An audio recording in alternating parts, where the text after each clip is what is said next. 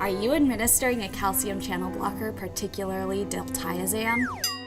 Then listen up.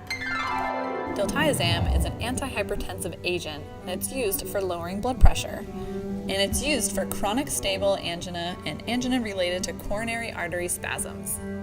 Before administering diltiazem, you'll want to take the patient's blood pressure and pulse, particularly the apical pulse.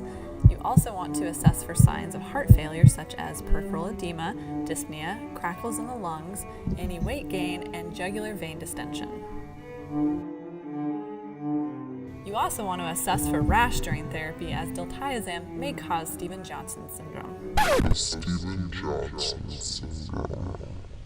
To periodically monitor ECG during long-term therapy, as diltiazem may cause prolonged PR interval.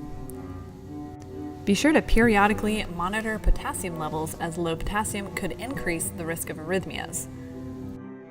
And periodically monitor liver and kidney labs such as AST, ALT, BUN, and creatinine. You'll want to hold the medication if systolic blood pressure is less than 100 millimeters per mercury, or if pulse is less than 50 beats per minute, and contact the prescriber. Adverse effects to watch for would be arrhythmias, bradycardia, heart failure, and Stevens-Johnson syndrome.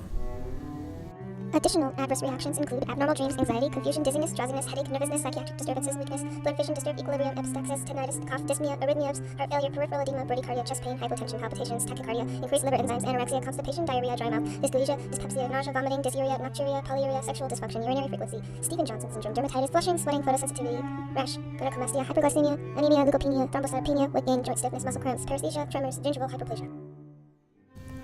Always obtain a baseline weight, and if your patient is also on digoxin, monitor for toxicity very closely.